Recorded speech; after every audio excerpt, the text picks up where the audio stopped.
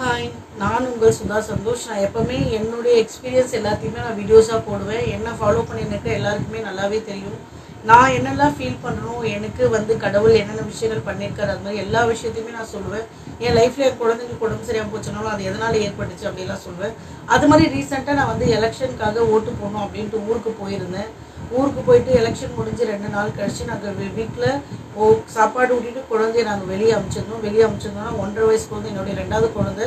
அது கூடவே நாங்கள் எல்லாருமே பக்கத்துலேயே தான் இருக்கோம். எங்கள் அப்பா பின்னாடி இருக்காரு, நாங்கள் கொஞ்சம் தூரத்தில் இருக்கோம். ஆனால் என்ன சொல்கிறதுனாக்க வித்தின் நம்ம எதிர்பார்க்காத டைமில் ஒரு பெரிய நாய், தெரு நாய் குழந்தையோடைய கையை கடித்து கொடூரமாக பிச்சு எடுத்துருக்கு.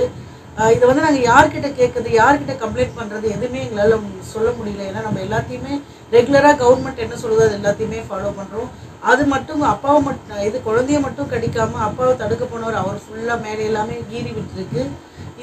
என்ன சொல்கிறதுனாக்க அதுக்கப்புறமா நாங்கள் எமர்ஜென்சியாக கவர்மெண்ட் ஹாஸ்பிட்டலுக்கு போனோம். அங்கே குழந்தைக்கான வேக்சின் எல்லாமே போட்டு முடிச்சுட்டு குழந்தையோட கை ரொம்ப டீப்பாக இருக்குது, அதுக்கு தையல் போட முடியாது, தையல் போட்டால் விஷம் ஸ்ப்ரெட் ஆகும் அப்படின்னு சொல்லிட்டு அதை சுற்றி நீங்கள் ஒரு ஊசி போடணும் அப்படின்னு சொன்னாங்க. அதுக்கப்புறமா எனக்கு குழந்தைக்கு நீங்கள் என்னோடய வீடியோஸ் பார்க்குறவங்களா தான் தெரியும். என் குழந்தை ஹனிபிக்கு ஃபிக்ஸ் வரும். நான் செகண்டு எனக்கு என் குழந்தைக்கு 2வது வாட்டியுமே ஃபிக்ஸ் வந்துச்சு. அதை பற்றி நான் வீடியோவும் எடுத்திருக்கேன். அதை அப்லோட் பண்ணுற டேட் தான் டிலே பண்ணி வச்சுட்டு நான் அதுக்கு முன்னாடி இந்த இன்சிடென்ட் நடந்திருக்கு, அது எதனால் வந்துச்சு அப்படின்ட்டு. ஸோ அதனால் அவனுக்கு ஃபீவர் வந்துருச்சுன்னா ஃபிக்ஸ் வரும். அதனால் நான் என்னோடய சேஃப்டிக்கு நான் எப்போவுமே ரெகுலராக பார்க்குற ஹாஸ்பிட்டலுக்கு சென்னை கூப்பிட்டு வரலாம் அப்படின்ட்டு நாங்கள் அப்போவே காரில் சென்னைக்கு கூட்டிகிட்டு வந்துட்டு குழந்தைய எவ்வளோலாம் க்ளீன் பண்ண முடியுமோ, அது கவர்மெண்ட் ஹாஸ்பிட்டலுமே நல்லா பண்ணாங்க, ப்ரைவேட்லேயுமே சரி எவ்வளோ க்ளீன் பண்ண முடியுமோ அதெல்லாம் க்ளீன் பண்ணி அதுக்கப்புறமா ஊசிலாம் போட்டிருக்காங்க. ஆனால் இப்போ என்ன கஷ்டம்னா குழந்தைக்கு கையில் ரொம்ப நிறையவே செதை போயிட்டுருக்கு. அது கூடுற அளவுக்கு அந்த குழந்தை 1.5 வயசு குழந்தைக்கு ஒன்றுமே தெரியாது, எங்கே போய் முட்டிக்கிறோம், எப்படி இது மேலே தூசி படுதா எதுவுமே தெரியாது, கை வச்சு கீறும். இது ஆறுறதுக்கு ஒரு லாங் கேப் எடுக்கும். அது வரையும் அம்மாங்களுக்கும் சரி அப்பாங்களுக்கும் சரி குழந்தைய கூட வச்சுருக்கவங்களுக்கு ரொம்ப கஷ்டமாகவே இருக்கும்.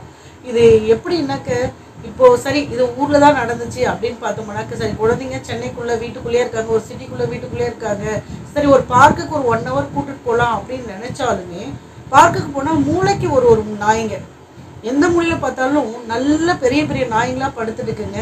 எப்போ கடிக்கும் தெரியாது. அப்போ நம்ம ஒரு பார்க்குக்கு வெளியே போக முடியாது, ஒரு அப்பார்ட்மெண்ட்டில் கீழே இறங்கினாலுமே நாய் இருக்கும். வீட்டுக்குள்ளேயே வச்சு எப்படி குழந்தைய வளர்க்க முடியுன்ற இதுவுமே தெரியல. சரி கிராமத்துலேயாவது இந்த பிரச்சனை இல்லாமல் இருக்கா அப்படின்னா ஒரே நாளில் ஒரு 8 பேரை கடிச்சிட்டு அதுக்கப்புறமா அந்த நாய் அங்கே படுத்துருக்கு. வேற ஒரு பக்கத்து தெருவில், அது பக்கத்து ஊரில், அதுக்கு அடுத்து இந்த ஊருக்கு வந்திருக்கு. இங்கே ஒருத்தர் கடிச்சு என் குழந்தைய காலையில் கடிச்சிருக்கு, ஈவினிங் ஒரு 2 பேரை கடிச்சிருக்கு. சரி அந்த நாயை அடித்து துரத்திட்டாங்க அப்படின்னாக்க அதுக்கடுத்து பக்கத்து ஊரில் கேள்விப்படுறோம் திரும்ப ஒரு நாய் 7 பேரை கடிச்சிருக்கு. கண்டினியூஸாக நாய்ங்க கடிச்சிக்கிட்டே இருக்குது. அதுங்களுக்கு வெயிலுக்கு சமாளிக்க முடியாமல் வெளியேறிட்டு மனுஷங்களை பலிக்கடா வாக்கிட்டு இருக்கு. இது என்ன சொல்கிறது ஏது சொல்கிறதுனே தெரியல. கவர்மெண்ட் என்ன தான் பண்ணணும் தெரியல. இந்த சில பேர்லாம் சப்போர்ட் பண்ணுவாங்க, தெருநாய்களை நாங்கள் காப்பாற்றணும், அதெல்லாம் எதுவும் பண்ணக்கூடாது அப்படின்ட்டு. ஆமாங்க, இப்போ நாங்கள் வளரும் போதெல்லாம் நாய்ங்க எதுவுமே நாங்கள் மிரட்டி கல்லடிச்சா கூட சின்ன குழந்தையா இருக்கும்போது நாய்ங்க கடிக்காது. அதுங்களுக்கு குழந்தைன்னா என்னன்னு தெரியுமா தெரியாதான்னு தெரியல, ஆனால் நாய்ங்க கடிக்காது. யாரோ ஒருத்தர் ஃபோர்ஸாக அடிக்கிறவங்களை மட்டும்தான் கடிக்கும். ஆனால் இப்போ இருக்கிற நாய்ங்க நம்ம தெரிஞ்சவங்க தெரியாதவங்கலாம் பார்க்கறதில்ல. இப்போ ஒரு தெருவில் வாழ்ந்துருக்காங்கன்னா அவங்கள கடிக்காது, புதுசாக வரவங்கள தான் கடிக்கும். ஆனால் இப்போ அப்படியெல்லாம் கிடையாது. தெரிஞ்சவங்க தெரியாதவங்க யாராக இருந்தாலும் சும்மா உட்காந்துருக்கவங்கள, ஏன்னா சாயந்தரம் ஒரு சும்மா உட்காந்துருந்தவங்க கழுத்தில் ஏறி கடிச்சிருக்கு, வெறி ஏறி கடிக்கிறதுக்கு நாங்கள் என்ன பண்ண முடியும் சொல்லுங்கள்?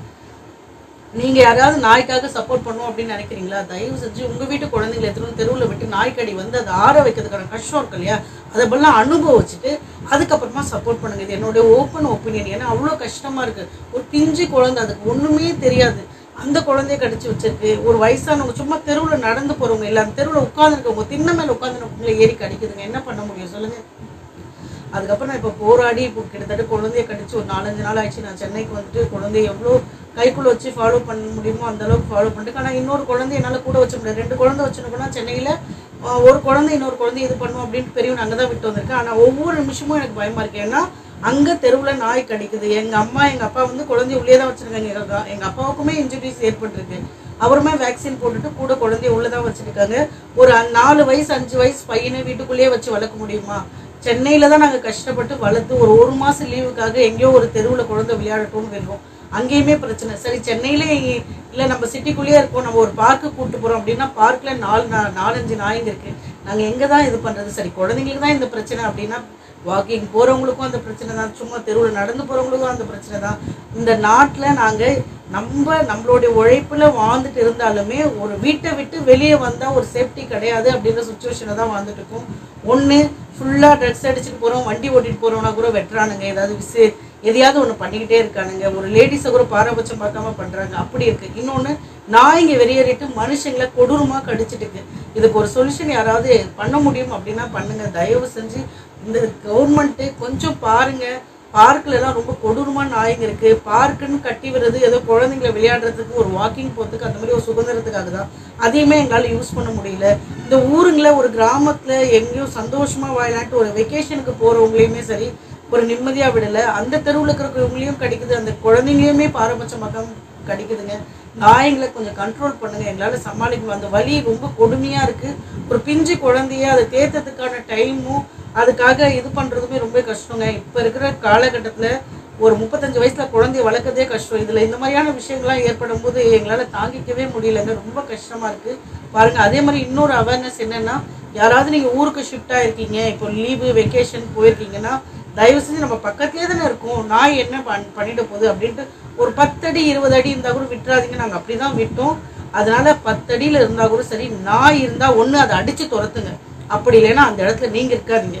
ஏன்னா திடீர்னு ஒடையாந்து கடிக்குதுங்க, அதுங்க எதனால எப்படி பண்ணுதுங்கன்னு தெரியல. ஆனால் கடைசியில் நம்ம கஷ்டப்பட போகிறவங்க நம்ம தான். ஓகேங்களா? ரொம்ப சேஃபாக இருங்க. எங்கே போனாலுமே சரி, நம்ம நாட்டில் வந்து நம்ம நடக்கிறதுக்குமே இல்லை வெளியே போகிறதுக்குமே சுதந்திரம் இல்லாமல் தான் நம்ம வாழ்ந்துட்டு இருக்கோம்.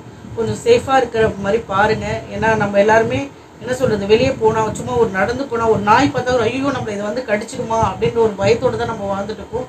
இந்த கொடூரத்தை நான் அனுபவிக்கிறேன். அதனால் உங்களுக்கு யாருக்காவது நாய் கடிச்சா, சின்ன குழந்தைங்களை கடிச்சா என்னென்ன பண்ணணும் ஏதாவது, ஏன்னா எங்களுக்கு டாக்டர் அட்வைஸ் பண்ணியிருக்காங்க. உங்களுக்கு தெரிஞ்சால் அதை பற்றி சொல்லுங்கள். அது எனக்கு ரொம்ப யூஸ்ஃபுல்லாக இருந்தால் கண்டிப்பாக நான் அதை வந்து ஃபாலோ பண்ணுறேன்.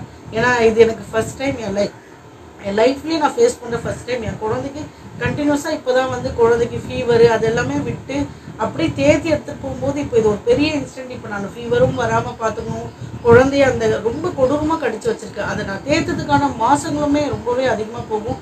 இன்னொரு குழந்தையுமே நான் எடுத்துகிட்டு வந்து கூட வச்சுட்டு இருக்க முடியாது அப்படின்ற ஒரு கட்டாயத்தில் ரொம்ப இடுக்கட்டமான ஒரு சூழ்நிலை தான் இருக்கும். இது வந்து கடவுள் ஏன் இப்படி சோதிக்கிறாருன்னு எனக்கு தெரியல. ஆனால் கவர்மெண்ட்டுமே கொஞ்சம் பாருங்கள். நாய்ங்க வெறித்தனமாக கிடைக்குது. திருவள்ளூர்லாம் எடுத்திங்கன்னாக்கா எக்கச்சக்கமாக கிடைக்குது. திருத்தணியில் எங்கள் வீட்டெல்லாம் பக்கத்து தெருவில் 8 பேர், அதுக்கு அடுத்த நாள் ஒரு 3 பேர், அதுக்கு அடுத்த நாள் 7 பேருன்னு வேறு நாய்ங்க கடிச்சிட்டு போயிட்டே தான் இருக்குங்க.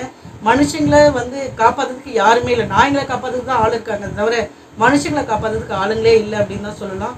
கொஞ்சம் பாருங்கள். யாராவது ஏதாவது சொல்யூஷன் எடுக்க முடியும்னா தயவு செஞ்சு இந்த நாய்களை கண்ட்ரோல் பண்ணுற வழியை பாருங்கள். இல்லை நாய்ங்களுக்கெல்லாம் நாங்கள் ஊசி போட்டோம், திரும்ப இன்னொரு ஜென்ரேஷன்லாம் வராது அப்படியெல்லாம் சொல்லாதீங்க. தயவு செஞ்சு இருக்கிற நாய்கிட்டேருந்து எங்களை காப்பாற்றுங்க. ஏன்னா அதுங்க கொடூரமாக கிடைக்குது, அதை எங்களால் எப்படி சமாளிக்குதுன்னு தெரியல. இவ்வளோ நேரம் இந்த வீடியோ பார்த்ததுக்கு தேங்க்யூ. யாராவது முடிஞ்சால் சப்போர்ட் பண்ணுங்கள். ஏதாவது ஒரு சொல்யூஷன் எடுத்துகிட்டு வாங்க.